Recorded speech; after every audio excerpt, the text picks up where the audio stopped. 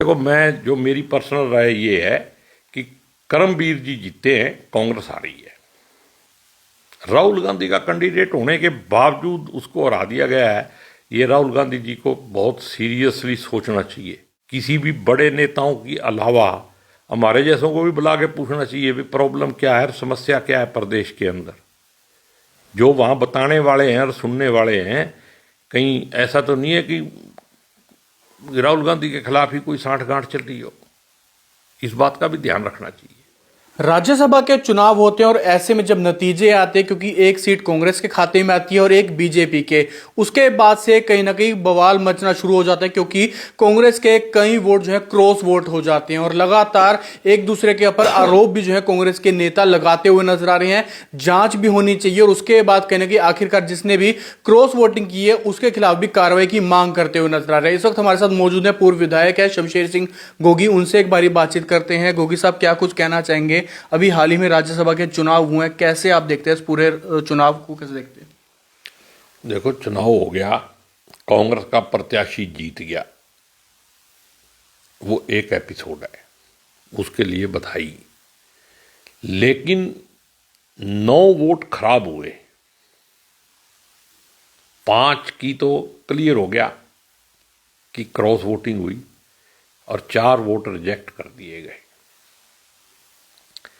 अब बात ये किसी के ऊपर आरोप लगाने की नहीं है। जिसने जो कर्म किया है उस कर्म का फल उसको मिलना चाहिए।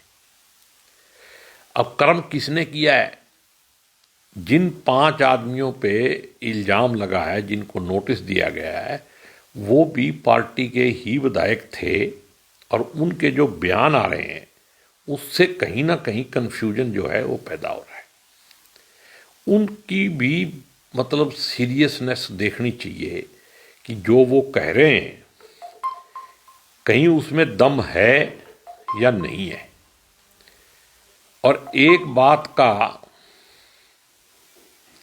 डाउट जो है वो खुद प्रभारी जी का जो पहले दिन का बयान था, जिसमें उन्होंने 4 लोगों का नाम लिया और एक आदमी को बचा लिया, जबकि पूरी प्रदेश की लीडरशिप 5 क्रॉस वोटिंग की बात कह चुकी थी, तो फिर उसको बचाया क्यों?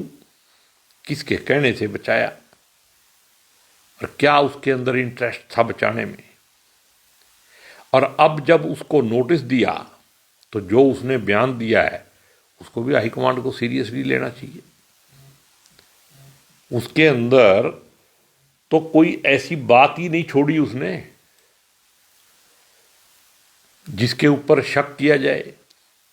तो उसकी बात से सुनने से मेरे को भी ऐसा लगा, वो कह रहा है कि मैं गरीब आदमी हूं इसलिए मेरे ऊपर ठीकरा फोड़ा जा रहा है। तो उसका कहने का मतलब जो है वो ये है कि वोट क्रॉस किसी और ने किया है, फंसाया मेरे को जा रहा है, और वो सीधा कह रहा है कि मैंने हुड्डा साहब को दिखा के वोट डाला है।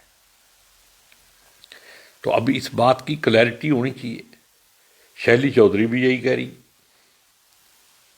कि अगर मैंने हुड्डा साहब को वोट दिखा के डाला था और अगर मैंने बीजेपी को डाला होता तो वहां जो 15 मिनट का ड्रामा हुआ, फिर हुड्डा साहब ने उस टाइम मेरा वोट कैंसिल क्यों नहीं होने दिया? क्यों सपोर्ट की मेरी? वोट तो उन्हीं को दिखाया था। अब इसमें मैं किसी के ऊपर इल्जाम नहीं लगाता, लेकिन पार्टी हित में इसकी क्लैरिटी जो है वो बहुत ज़रूरी है। और मेरे लिए पार्टी पहले है, बाकी सब बाद में। पहले दिन से ही एक नैरेटिव बना दिया गया कि कुमारी शैलजा के आदमी क्रॉस वोटिंग कर गए। भाई, ये 9 के 9 आदमी कुमारी शैलजा के थे, ये सारे कांग्रेस के आदमी थे। किसी ने नहीं कहा भी कांग्रेसी हैं। और उनके ऊपर इल्जाम लगाने में 2 मिनट नहीं लगाए। हमारी बहुत सीनियर नेता ने तुरंत प्रभाव से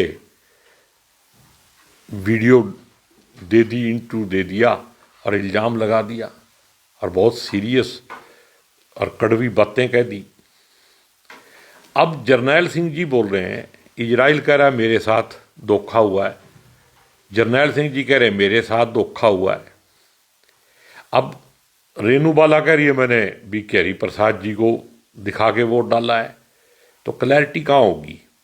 पार्टी हाईकमांड को जांच करानी चाहिए, कोई निष्पक्ष आदमी इसकी जांच करे जो किसी के प्रभाव में ना आए।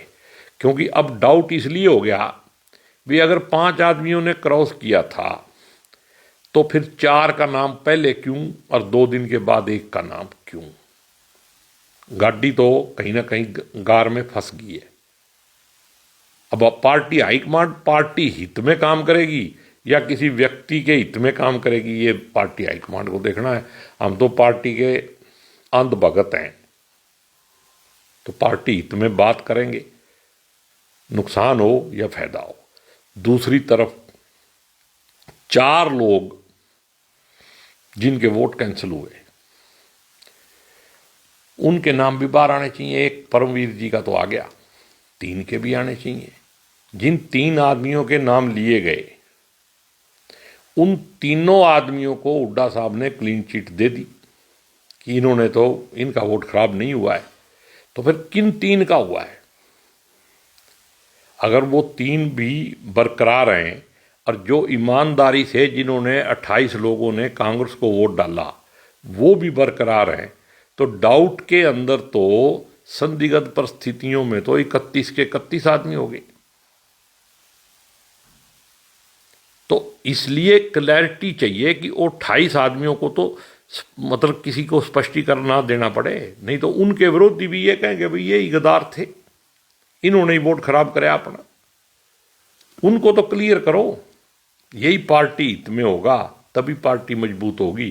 किसी व्यक्ति को बचाने या उसके फेवर करने से पार्टी मजबूत नहीं होगी, सच्चाई पे चलने से पार्टी मजबूत होगी। और जो भी गद्दारी करें, चाहे उन्होंने पहले एमपी के एमएलए के इलेक्शन में गद्दारी की है, चाहे उन्होंने अब राज्यसभा के इलेक्शन में गद्दारी की है, उनके खिलाफ सख्त से सख्त कार्रवाई होनी चाहिए। ये मेरा पहले दिन से मैं इसकी फेवर में हूँ और यही पार्टी का स्टैंड भी होना चाहिए और पार्टी के हित में भी है।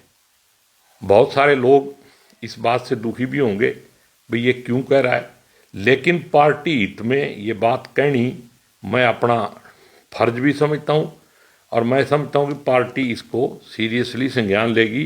पार्टी हाईकमांड मेरे को बताएगी जो बातें मैं यहाँ मीडिया में नहीं बता सकता, मैं वहाँ उनको वो भी बात बता सकता हूँ, मेरे को और भी बातों का पता है।